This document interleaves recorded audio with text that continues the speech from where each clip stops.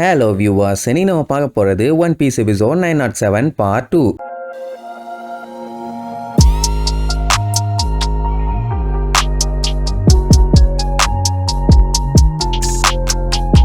Open பண்ணா போன பாட்டுல நம்ம நீ மாட்டிட்டு கடைசியில நீ தப்பிக்கணும்னா சண்டை போட்டு ஜெயிச்சிரு, நான் உன்னை விட்டுறேன்னு சொல்லிட்டான் அந்த ஸ்பீலுங்கிற வில்ல பையன். அவ கூட சண்டைக்கு விட்டது இந்த மலமாட்டு பையல தான். என்னதான் பலம் அவனுக்கு இருந்தாலும் ஒரே அடியில கவுத்தி போட்டு அவன் கழுத்துல கத்திய வச்சுட்டான் அப்படின்னு அவன் ஜெயிச்சிட்டான்னு தானே அர்த்தம். உடனே ஸ்பீலு கெட்டுப்பாயி தோத்தவனை தூக்கி தண்ணியில வீசிடுவான். ஆமா, போயும் ஒரு குட்டி பொண்ணுகிட்ட போய் தோத்தானா, அதுவும் இப்பேற்பட்ட வில்லப்பைய இருக்கும் போது இப்படி எல்லாம் தோக்கலாமா? அடுத்து அவனும் சாவியை கொடுத்து நீ திறந்து விட்டுக்க உடனே இது போதும்னு சொல்லிட்டு டோரை ஓபன் பண்ண வரும்போது பலூன் இவளை பார்த்து கத்துன்னு கத்தும். என்னாச்சு, ஏன் நம்மளை பார்த்து இப்படி கத்துறான்னு சொல்லிட்டு அப்படியே பின்னாடி திரும்ப போவான். பொட்டுன்னு முதுகுல சுற்றுவான். ஒரு பைரட்டு என்னைக்கு அவனோட வாக்கை காப்பாத்திருக்கான், இவ்வளவு முட்டாளா இருந்திருக்காளேன்னு சொல்லிட்டு எல்லாம் விழுந்து சிரிச்சுட்டு இருப்பாங்க. அவளும் இப்படி ஏமாந்துட்டேன்னு சொல்லி பயங்கரமா அழுதுட்டு இருப்பான். அந்த டைம் தான் கரெக்டா நம்ம பையன் சாப்பாடோட என்ட்ரி கொடுப்பான். என்ன தம்பி பொட்டி படுக்கையோட எங்க கிளம்பிட்டீங்க, உன் ஃப்ரெண்ட் அங்க அடிபட்டு கிடக்குறா, அதை நீ கவனிக்கலையான உடனே அவன் நேரா வந்து பார்த்துட்டு என்னடா மண்டை இது பரதேசி பையன் பஞ்சு மிட்டாய் வித்த மாதிரி அப்படின்ட்டு நேரா அவகிட்ட போய் என்னமா முதுகுல ரத்தம்லாம் வருது,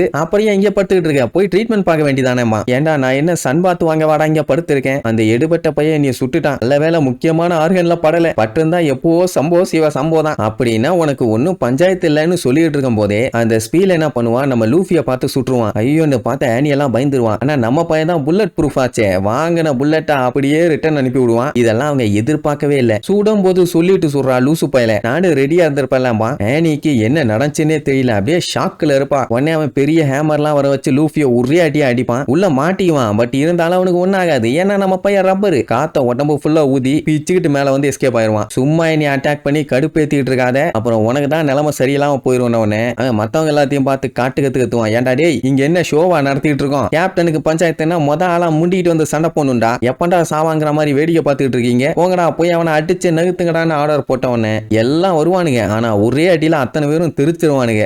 நீ அவன் கையை இவ்வளவு நீளத்துக்கு வந்ததை பார்த்துட்டு மிரண்டுருவான். என்னங்கடா இது ஒரே அடியில இத்தனை பேர்த்த காலி பண்ணிட்டானேன்னு. அது மட்டும் இல்லாம நான் கம் ஃப்ரூட்டை சாப்பிட்டுருக்கேன், நான் தான் சொன்னனே மறந்துட்டியான்னு வாயெல்லாம் இழுத்து காட்டுவான். எப்படி நம்ம பையன் பண்றதெல்லாம் பார்த்துட்டு அங்க இருக்கவனுங்க எல்லாம் பயந்துருவானுங்க, இவன் மனுஷனே இல்ல மான்ஸ்டர்னு. உடனே அவங்க கேப்டன்ட்டையே சண்டை போட சொன்னா அவன் உசாரு, என்னால எல்லாம் அவன் கூட சண்டையை போட்டு மண்டையை உடைக்க முடியாது, இப்படி ஒரு மானங்கட்ட பைரட் குரூப் கூட இருக்கிறதுக்கு இல்லாமையே போயிடலான்னு அவன் கப்பலையே விட்டுட்டு கிளம்பிட்டான். ஏன்னா அவனை சுட்டும் கொள்ள முடியல, அடிச்சாலும் அவன் எந்திரிச்சு வந்துடுறான். சோ நமக்கு தான் செருப்படி வில்லுன்னு தெரிஞ்சுதான் பலூன் எடுத்துட்டு எஸ்கேப் ஆக ட்ரை பண்ணுவான். போன மூதேவி அவன் பாட்டுக்கு போக வேண்டியதானே, நீ எவ்வளவு வேணாலும் பெருசாக தம்பி, எனக்கு அதை பத்தி எல்லாம் கவலை இல்ல, இதோட உனக்கு சங்குதான்னு சொல்லிட்டு அவன் மொத்த கப்பலையுமே உடைச்சிருவான். அவன் க்ரூ மெம்பர்ஸே கழுவி ஊத்துவானுங்க. அட மெண்டல் பயலே, அதான் போறேன்னு முடிவு பண்ணிட்டு இல்ல அப்புறம் ஏன்டா கப்பலை டேமேஜ் பண்ணேன்னு. கப்பல் மொத்தமா உடஞ்ச உடனே லூஃபியோட சேர்த்து அத்தனை பேருமே தண்ணிக்குள்ள போய் வந்துருவாங்க. அவனால தான் நீந்த முடியாது. நல்ல வேலை இந்த மேட்டரை ஆனி கிட்ட சொன்னான், அவ எப்படியோ அடிச்சு புடிச்சு வந்து காப்பாத்திடுவான்னு வைங்க, நீ மட்டும் இல்லன்னா நான் கண்டிப்பா செத்து இருப்பமான்னு தேம்பி அழுவான். அவ பலூன்னு நினைச்சு பயங்கரமா அழுவான். ஆக்சுவலா அந்த ருக்குங்கிறதா அதோட இனத்தோட கடைசி பேர்டாமா. அதோட ரத்தத்துல ஏதோ மேஜிக்கல் பவர்ஸ் இருக்குது. அதனாலதான் இவளை கிட்னாப் பண்ணிட்டான் அந்த கிட்னாப் ஆகி.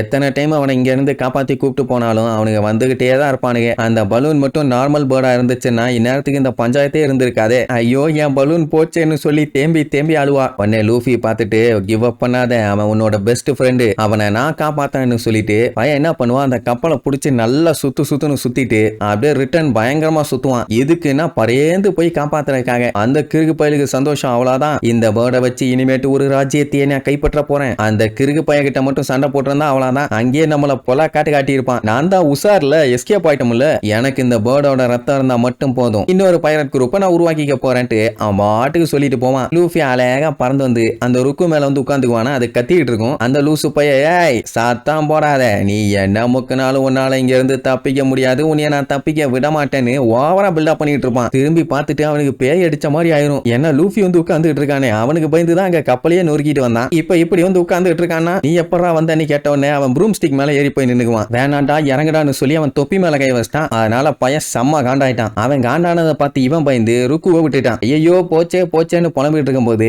பயப்படாதே போன பறவை இப்ப ரிட்டர்ன் வரும் அப்படிம்பானா. அது எதுக்குடா இங்க ரிட்டர்ன் வருதுன்னு கேட்டா என் கைய பாருமா, பார்த்தா அது எங்கேயோ போயிருக்கும், ஆளு பக்கத்துல இருக்கான், ஆனா கையை மட்டும் பக்கத்தூருக்கே போயிருச்சு. அந்த கையை இழுத்து அவன் வேண்டாம் வேண்டான்னு கதற மூஞ்சில ஒரே குத்து, பல்லு பகடெல்லாம் பேர்ந்து பக்கத்து ஊர் ஐலாண்டுக்கே போயிருவான் போல. அப்படி போவான். லூஃபி அப்படியே கீழே விழுவானா. அந்த பேர்டு அவனை மேல உட்கார வச்சு கூட்டிட்டு போகணும்னு பார்த்தா கவ்வி தூக்கிட்டு போகுது. உன்னை காப்பாத்தனவனை தூக்கிட்டு போற லட்சணமா இது? கத்தி தொலைஞ்சிடாத, அப்புறம் எனக்கு சங்குதான்னு புலம்பிக்கிட்டே போவான். அப்ப அவனுக்கு அவனோட தாத்தா சின்ன வயசுல சொன்ன விஷயம் ஞாபகத்துக்கு வரும். அதாவது ட்ரெஷருங்கிறது டைமண்டோ கோல்டோ சில்வரோ பேர்லோ இந்த மாதிரி மின்னிற பொருட்கள் இல்ல அப்படின்னு ஒண்ணு. அப்ப என்னன்னு சொல்லியானா, தொப்பிய மாட்டி விட்டுட்டு நீ கடல்ல ஒரு நாள் இறங்குவில்ல, அன்னைக்கு உனக்கே தெரியும்டாக்கண்ணா அப்படின்னு அவரோட சிக்னேச்சர் ஸ்மைல சிரிப்பாரு. கடல் ரொம்ப பெருசு, அது ரொம்ப அழகுன்னு வேற சொல்லியிருப்பாரு. அம்மா, நீங்க கடல்ல எல்லாம் டிராவல் பண்ணிருக்கீங்களா? அதாவது ஒரு நாள் 2 நாள்னு யாராச்சும் அப்படி டிராவல் பண்ணிருந்தீங்கன்னா கீழே கமெண்ட் பண்ணுங்க. நான் இது வரைக்கும் டிராவல் பண்ணதே இல்ல. சரி, ஓகே. ஒரு வழியா பலூனை சேஃப்டியா கொண்டு வந்து ஆனி கிட்ட ஒப்படைச்சிட்டால. அவ ஒரு நாள் நீ கண்டிப்பா பீஸ் பைனா ஆவேன்னு சொல்லுவான். ஆமா, நான் ஆயிடுவேன்னு சொல்லிட்டு